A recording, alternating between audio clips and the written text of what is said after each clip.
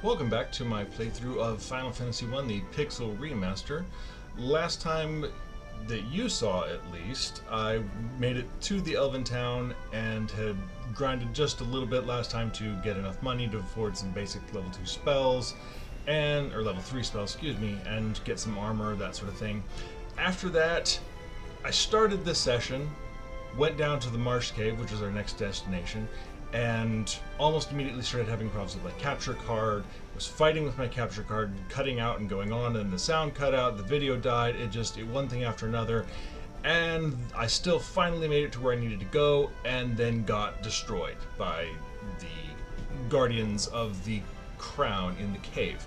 And so rather than fight my frustration at that point, I reloaded, walked back to town, and did some quick grinding just to finished off the level I was on and grinded up one more level, mainly to get some more supplies because I kept running out of antidotes while I was in there. So just to avoid my aggravation, I did some quick grinding, purchased a bunch of antidotes, so now my items are in much better shape. I've got enough to last. 17 has been enough to last me the entire game at times past. I don't know if that'll happen this time, the way things are going. But I've got some more potions now, bought a couple of sleeping bags, and health got a little bit more along the way, and Palin, you can see, has magic slots available for levels he hasn't even gotten to yet, and that I can't afford. Actually, can I afford? I didn't even check that. I don't know where the money came from. The game was fighting me the whole way along. It would not give me giants, or ogres, excuse me, in this area to save my life. It gave me just wolves and more wolves and more wolves after that, and it was just absolutely ridiculous because wolves are terrible for getting money and experience. Ogres are the way to go, and it gave me none, which is not fun. Alright, okay, so we got Poisana.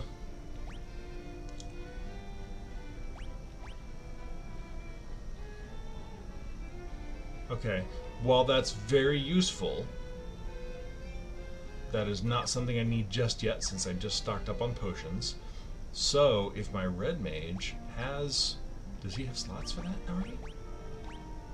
Oh yes, he's got level 4 slots. Okay, yeah, we're doing it. We're doing it here.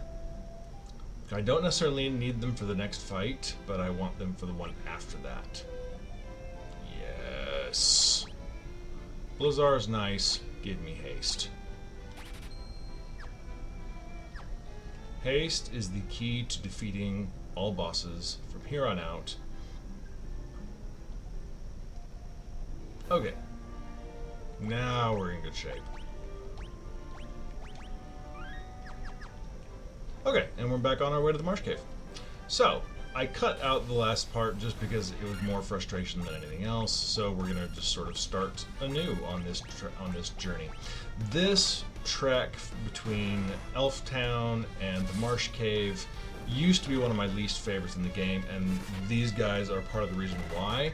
Anything that poisons you at this stage of the game absolutely drives me nuts, because I never seemed to, for the longest time, when I was a kid especially, I never seemed to have enough antidotes, and there were times I would find myself in the bottom of the Marsh Cave with a poison character trying to walk all the way back out, healing every X number of steps until I was out of potions, and then draining my magic spells. It was ridiculous and not fond memories in the slightest. So normally I do a good job of stocking up on antidotes now, but I was still a little bit scarred from the number of times I had problems with this walk before it really sank in. So last time when I was doing some grinding, it did finally, after like, I don't know, 30 fights, ridiculous like that, it finally started giving me ogres, and then it started piling them on with 2 ogres and a wizard ogre, or whatever the green ones are in this version. And so all of a sudden, then finally I started getting some XP and money really, really quickly, which was nice. Oh, undead. The first undead of the game, the real ones. I don't really count the skeletons and stuff. Let's see.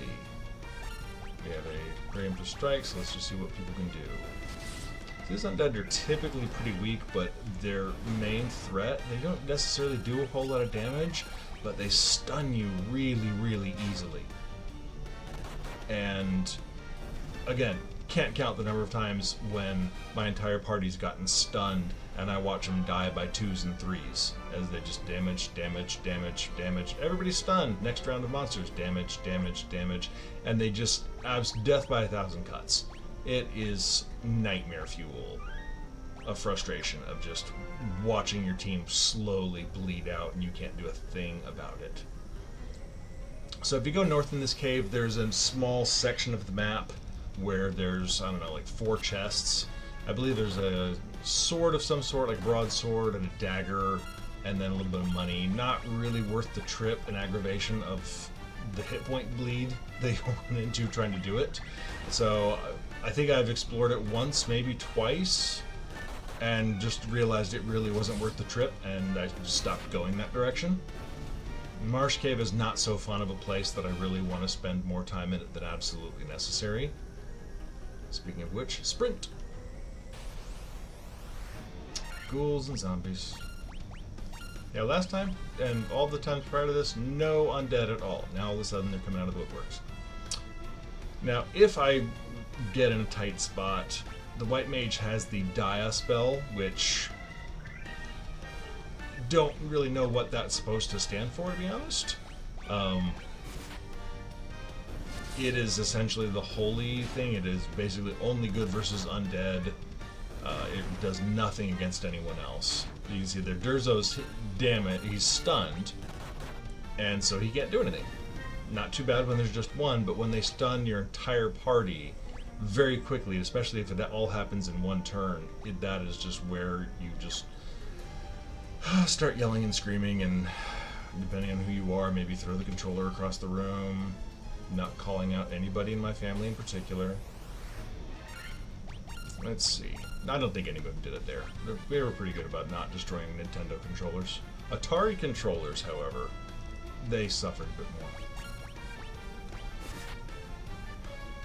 We actually at one point, because again, we predate Nintendo, playing on the Atari 2600, 6400, a couple of different versions we had over the years. We actually had one Atari joystick that only went up and down, and another joystick that only went left and right. And we had little nub pads, the circle pads, one of which the pad had come off, and so to control it and try and play Circus Atari, you had to grab the little nub of plastic where the roller attached and try and spin that little thing while your opponent had a full dial to play with. So Circus Atari fights usually were one-sided battles at that point. I don't know who broke that one, to be honest. Could have been me. Circus Atari used to be one of my favorite games as a kid. Not for playing actual Circus Atari. My brothers will vouch for this. I used to just send the little dudes up there, and I like to watch them splat on the ground over and over again. I don't know why. You just see the little pixelated legs going up in the air after you splat on the ground. I found that hilarious as a kid. And I liked playing Circus Atari for itself. And I was pretty good at it. But absolutely love watching the little dudes splat on the ground and stuff. I don't know why I found such joy in it, but it was funny.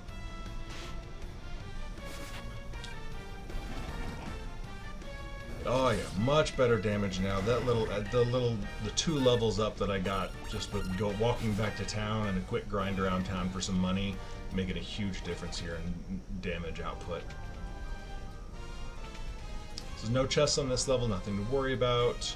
There are a few chests on this level, but they're pretty few and far between and not worth the trek. Like there's a couple hundred gil in the top right room. I think there's like a 4x4 grid of rooms to go through here.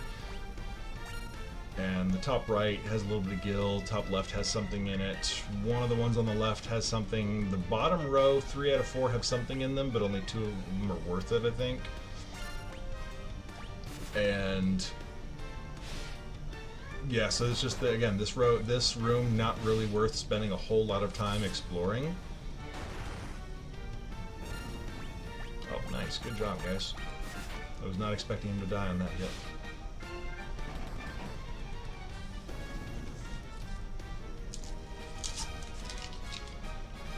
Cough drops. I talk too much when I start to get a sore throat. Really bad affliction to have when you plan on doing a bunch of video recordings.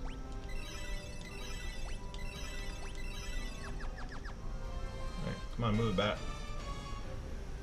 Make me walk around you. I'll do it. Phoenix down. Totally worth it. Also, totally not something in the original game that really would have been nice to have. Original version of this game, you had the life spell, and then the life 2 spell. I don't even remember if that was what it was really called. And that's all you got. That was your only way for fighting. So the red mage only got the life 1 spell, and the life 2 was like one of the high level white magic user spells. So if you did not have a white mage, you had very little chance of reviving anyone. Actually, want to do you up there, you there. I'm going to go ahead and burn a Thundara, because I don't want to take the chance on my entire team getting poisoned here. So spread out the damage up front, and Thundara comes in and hopefully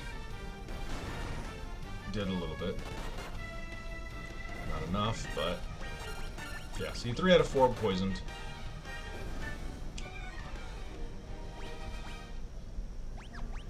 Status effects in Final Fantasies are either a absolute pain in the butt, or they're completely worthless and not worth worrying about. There's not really a whole lot of in between. Alright, so this room has something in it, if I remember right. Okay, let's see here. You are the only one that deals real damage. You can stun. I'm going to back you up to make sure you die. I'm going to go ahead and use the die spell, since 5 out of 6 enemies here are undead. Let's see how well it does.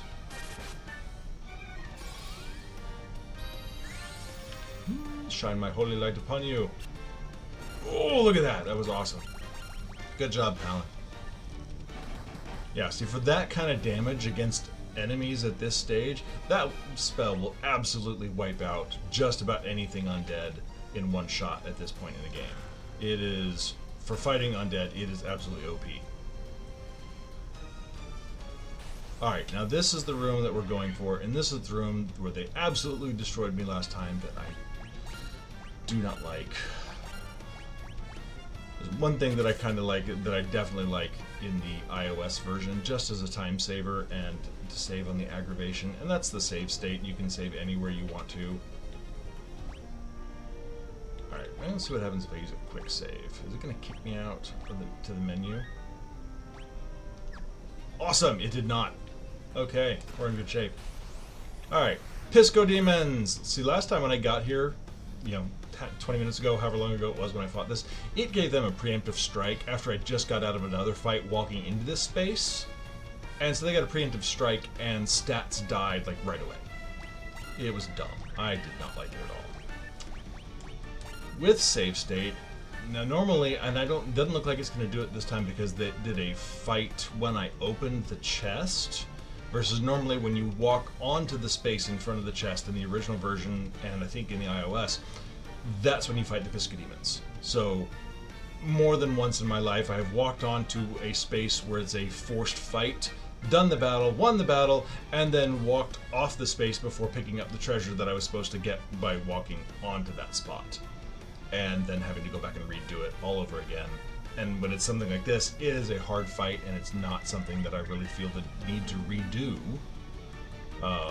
So yeah, that's kind of a painful lesson to learn. Let's see, I'm just going to top off Durzo, because nothing else for him to do without knowing who has damage. See, look at these guys. These guys just hit like trucks. It's ridiculous. Why did I spread out my attacks? Oh, because I had Thundara going. Come on, do some good damage stats. Nice work. Okay. You. Heal yourself, and heal yourself, please, before you die. Okay, hanging in there, hanging in there. Good. Still alive, yes, good, yes, we're gonna do it, we're gonna do it. Nice shot, cannon. Okay, everybody pile on and kill this fish-faced demon. Stop myself before I continue that alliteration into something non-kid friendly. There we go, look at that. Oh, look at that experience. So this, when you can save state, and you can do that fight over and over just by walking down a spot and walking back up and walking down and walking back up. That is some awesome experience for a repeatable fight. And then if you die or just get destroyed, you just reload your save state and you go back and do it again until you don't die. So this is it's a way to abuse that recurring fight with save states and really do some fast grinding. It is, when I have those save states available, I have no problems whatsoever using them, and grinding here is a quick and easy way to grind early in the game, because once you're ready for the fight, you can win that fight, you can win it over and over and over again, and so it's a quick and easy way to grind. The treasure at the bottom of the map in this dungeon is all behind locked doors that you can't use yet, so you could spend a lot of time wandering around finding out that you can't actually get anything down there. And I have, and I learned that lesson, and I wrote it down on my map of this as a kid that required the key, and you should not ever go down there. The treasure is actually worthwhile if you make the trip. I believe there's a silver armlet, which is pretty decent armor for this point in the game. Copper armlets are the best you can get in the store so far, and so the ability to go get a free silver one is nice. I don't know that I'm going to do it this time. It's a bit of a trek. I might do it. We'll see. See how I feel. Now, the next fight we're going to do is we're going to go fight the Elf King, the Dark Elf rather, who is a fake king. And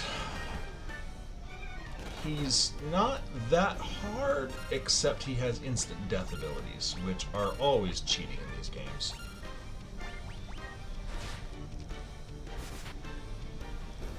And that's another one of those fights where I very rarely have any problems with reloading it. If it's going to cheat and give me an instant death, I will cheat and load my fight until it stops cheating.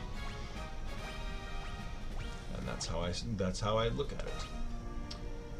Oh, good lord. Alright, yeah, see, burning through these antidotes pretty fast now. Got enough. Nice disco move there, Jerzo. Magic. Stats. Top off Talon a little bit. Alright, who needs what? You need that. You definitely need that. Alright, and we're now into my potion supply for sure. But it's not that far to get back out.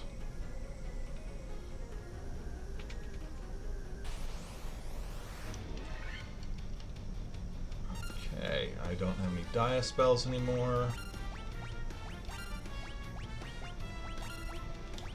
So thanks for the preemptive strike, we are going to use that to hopefully take out the blood bones and the crawler. Nope. Everybody just take on the crawler. He's the biggest threat since he has a stun. Skeletons aren't a threat at all. Nice, there we go.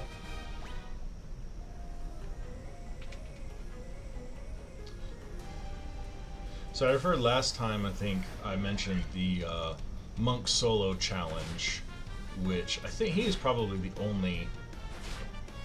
No.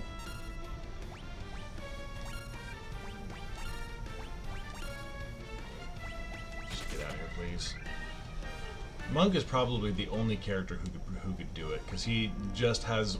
When he levels up, he very quickly gets to the point where he can dish out this early damage and start one-shotting things.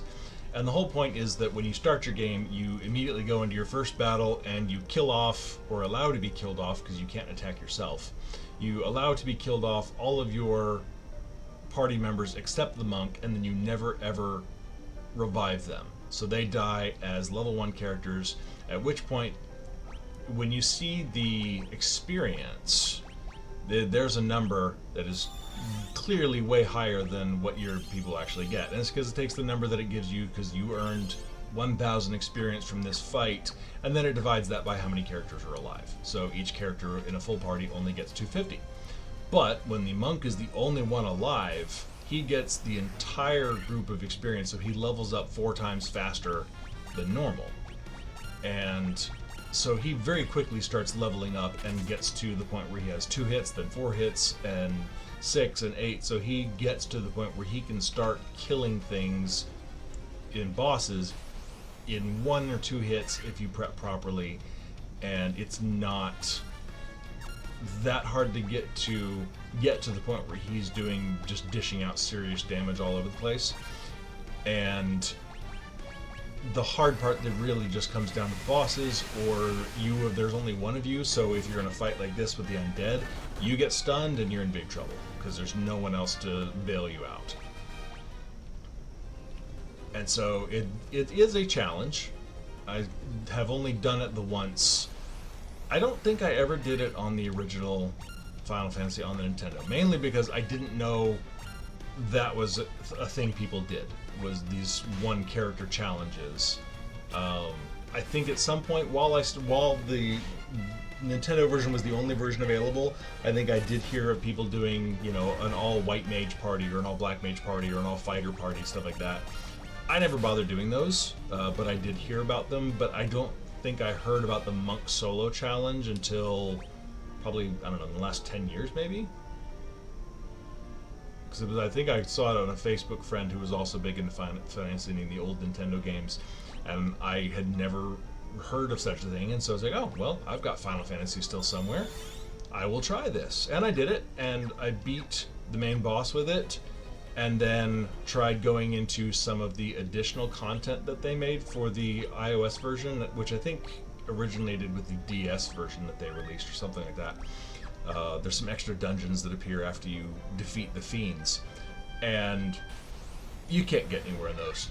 I think I might have gotten through one of the bosses, but even getting to the next boss of the next one of those dungeons, it's not even close. And it doesn't matter how much. If I were to level up and grind the monk all the way up to a level 100, it wouldn't be enough, or level 99. But it wouldn't have been enough to make a difference on these fights. It was just like, boom, okay, boom, and you're dead. And you don't have enough time to get things moving. It's just you need a full party. There's no way around it.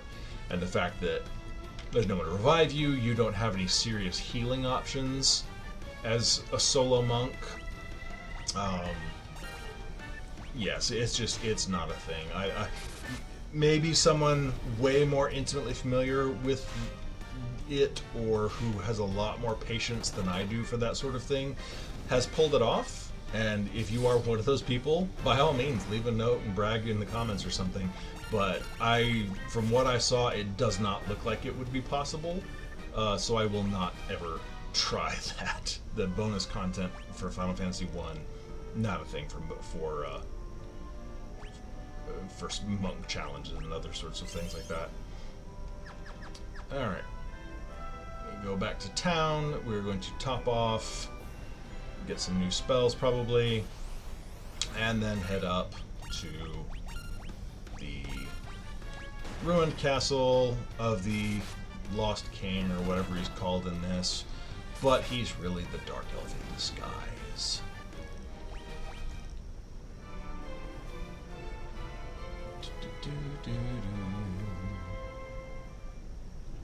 This town looks just like the other one right next to it. Okay. Nobody needs any new weapons or armor.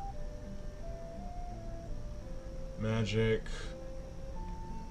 Really could use Cura for the red mage. How much money do I have? Okay, I've got enough. Alright. Well, I mean, I know I have enough for this, but really I need enough to afford some level 4 spells. I can afford, what, 2 of them at this rate. Oop, missed it. Alright, now we will buy Poisana. For you is the only level 4 white spell that I have ever found worthwhile.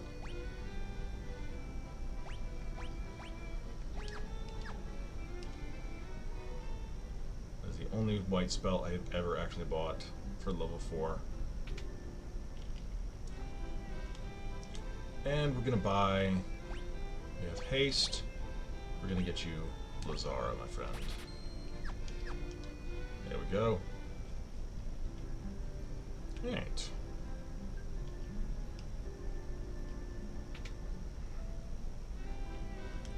Potions.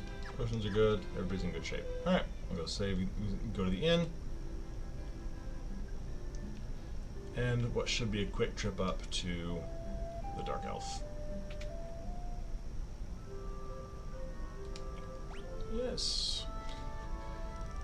The original version on the Nintendo, I don't think I've mentioned this yet, the inns, sleeping at the inn was the only way to save your game. And so you'd have to go into town, and so when you had access to it, you know, it was nice and cheap to get back to the original town and save, you know, 50, 60 bucks every time at least, because later in the game the inns get to 200 gil. I want to say like some of the last towns have, but it's like 500. At that point, money's not really an object, so it's not that big a deal, but it's a little daunting when you think about it originally. Like, wow, that is so much money, and when you're grinding, killing wolves to try and afford a $4,000 mithril sword in the elf town, every 50, 60 bucks helps, and watching $100 go down the tube just so you can go to the inn is a little painful. So we're gonna go up north, Miss Tessmacher.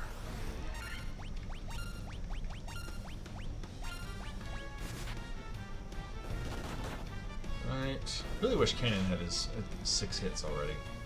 I don't know what level he gets that.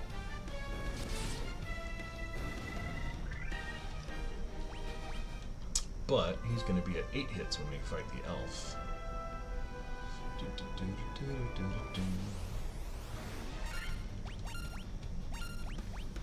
You guys all pile on him.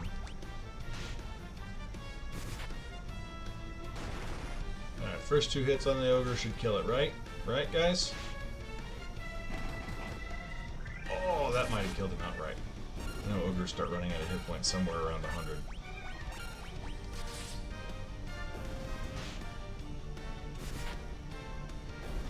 Alright.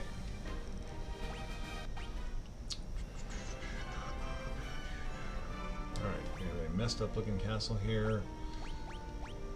Again, we have magic, so we're going to use it. Top you off. There are no monsters inside this castle, so... except in forced places that I can't get to right now anyway.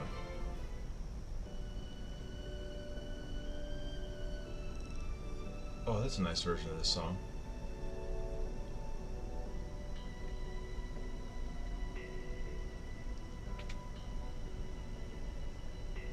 Well, hello there, Green King.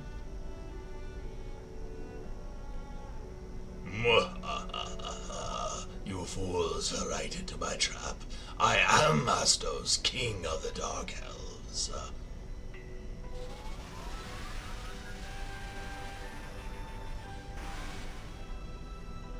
Right now you look just kind of like a little green blob on the screen.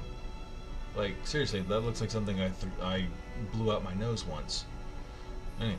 With the combined power of the crown you now hold and the crystal eye I already possess, Thanks for telling me about that.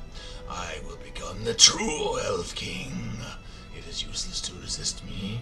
I can take what is mine by sheer force. There we go.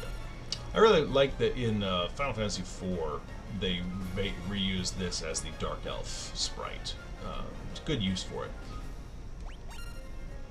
I don't know what else they would have used, but I'm glad they brought it back for that. Alright, now, haste on Kanan first. You don't really have a job yet, Palin, so... sure. No. Are you kidding me? Oh, crying out loud. Let's try that again. I mean, it's a waste of a turn. Everybody came back alive. It's just kind of an annoyance, really. Everybody came back awake, rather. Okay, 4 hits says 34. Don't. Okay, thank you. Haste. Excellent. Now watch Kanan's hit count. When it comes, any minute now. 8 hits. 113 damage. Nice. So, I was watching one YouTuber play through this one, and I know I saw this fight and I watched it long enough. I was begging in the comments for him to figure out how the haste spell works. Because in this Final Fantasy, unlike every other Final Fantasy in existence that I know of, the haste spell does not make you faster. Because this is a turn-based, and even within your turn, it doesn't really matter when you go. Being faster doesn't make you go earlier in your turn. So what the haste spell does in this one is, if you read the spell description, is it doubles the number of hits on your attacks. I don't know how Kanan got 5 hits there. That's an odd number. That's not double of anything that he should be able to do, but oh well. Let's see. Go ahead and temper Kanan now. And you... Let's just go ahead and hit him with a full Cura because he might need it. So that will raise Kanan's offensive power. Okay, Durzo, 8 hits. Excellent. Good job. 7 hits at 218. Doubled his damage, and the Dark Elf goes down.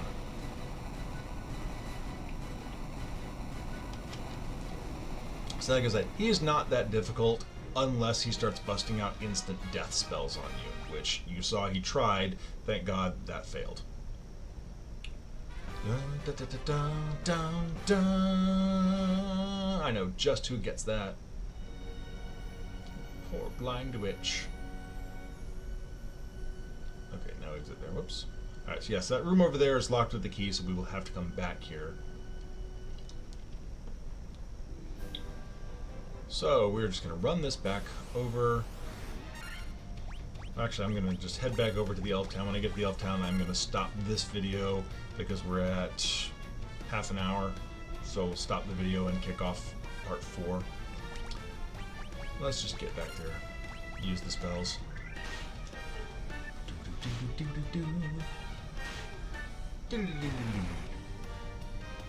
Callan doing a little bit of damage there. Oh, look at that. 200. Good job, Kanan. See, like, at this point, you know, an AoE spell, even if it was in the hands of the true Black Mage, might not be enough to finish off Warwolves. If I used 2 of them, it probably would. But that's 2 AoE spells to try and get through without taking damage, and it's just, it is not worth that much use of magic. If it's not going to kill him in one shot, it's not worth it. Because my fighters can do, in 1 turn, they can usually kill something. And so in 2 turns, they can kill 2 things, which means very quickly the bad guys start running out of numbers, and the Black Mage is over there trying to cast spells and may not really be doing a whole lot. If you can't kill him in 1 hit, then sure, the Black Mage, his AoE can help make up the damage widespread, so you know, your fighter, your thief can finish off in 1 shot what's left after the fire spell doesn't kill everything. Doesn't quite kill it enough. And so the Black Mage can be useful there, but it doesn't really take long for that to not be worth the effort. And so he's got these spells that he's using, but half the time they just feel wasted. And then you hoard them, in which case they're kind of pointless, because then your Black Mage really is just sitting there like a bump on a log doing nothing. So, one of the reasons why I just have never really gotten into using the Black Mage in this game, it really has never felt worth the time and effort given the lack of damage that he has. You go there, you go there, you see if you get some help. So this should split up the damage. Everybody should be able to kill their target. Callan giving... Oh, so close! Come on, Kanan, where's that damage? See, Kanan's just on the verge of really taking off on his damage. When he gets his next set of hits, he will really start dishing it out.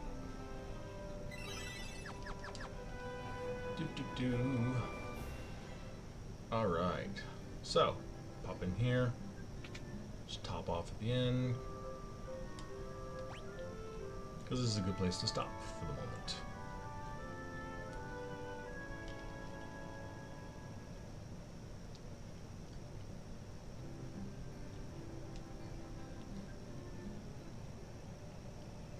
Okay, we're going to save, and that will bring part 3 to a close. Thank you guys for watching. Please leave a like on the video, and feel free to comment, ask questions, and engage, and I'll do my best to engage in return. And I hope you have enjoyed this video, and I hope you come back to watch the rest of the series. Thanks a lot.